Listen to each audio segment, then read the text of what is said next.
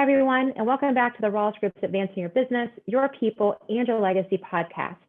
My name is Kendall Rawls. I'm the Director of Development with the Rawls Group, your host. What's in it for me is a common thought we hear when talking with dealers and discussing advanced tax and succession planning. In our Planning Post-Pandemic discussion series, we drill down into these questions specifically around what if I, as the owner of the business, am not ready to gift to the next generation? Our very own succession planner, David Weaver, along with Hugh Roberts and Kevin Gilbreath, a tax partner with Crowe, discusses one of the biggest areas they have helped their legacy clients overcome, fear of giving up control. Listen in to take advantage of tax laws available today to gift to the next generation without giving up control while setting up the next generation to succeed. Here we go. David, what if a dealer is not ready to gift to the next generation? Well, it's a great question, Kendall, and gifting is a difficult decision for some. And I'll tag on what Hugh just said, which I think a lot of times it's about control and it's about fear of losing control. But you can gift a minority interest in the business to a limited liability company, to a partnership or other structure. You can maintain full control. And it's really simply about taking money away from the IRS, not taking money away from you. Your children can participate in that LLC, but they don't have to have voting rights. They don't have to have any control.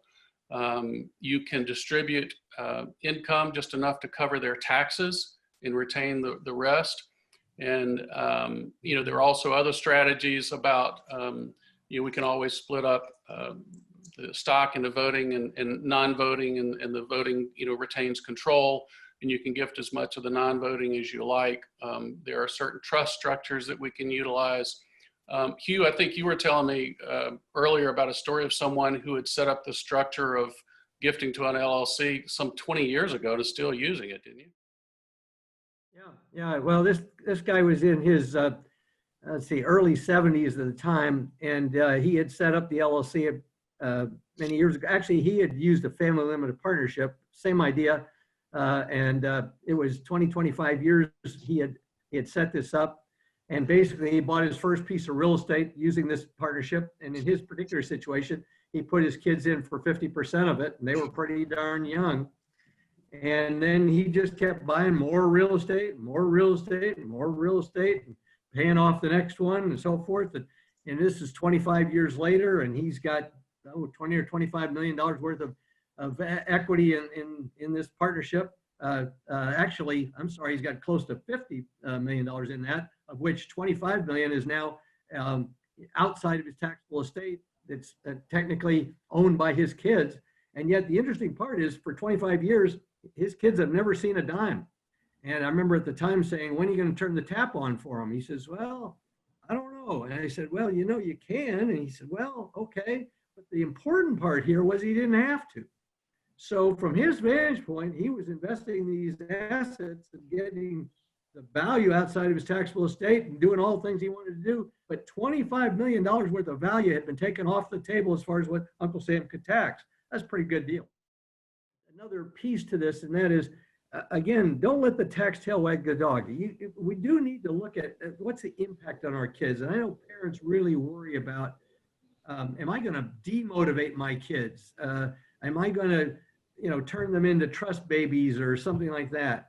And those are important questions you need to wrestle with. And you need to, but there are structures that you can make sure they're not getting their hands on it. And so it's not adversely affecting their lives until you think that they're ready to absorb those things.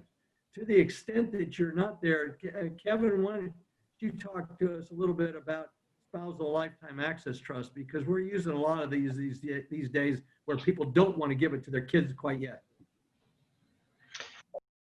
Yeah, you can.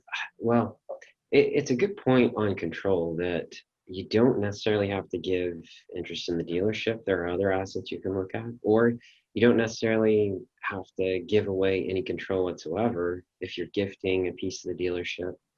And there are all kinds of strategies that a great estate tax attorney, estate planning attorney can craft into a trust document to make sure that you're achieving those goals that you want and maintaining control, such as like you said, the spousal lifetime access trust, that you're giving, you're setting up an estate tax strategy so that your spouse, if you pass before your spouse does, your spouse still has access to for the benefit of those assets so that their life doesn't really change. But once the spouse is gone, your next generation, they're not building up all that value for his or her lifetime in that's going to be taxable in estate. It's all, you're all trying to, the goal is to make all that appreciation and value occur at the next generation, even though your spouse still has access to all the wealth benefits so that their lifestyle stays the same. So yeah, there's a ton of strategies, and it's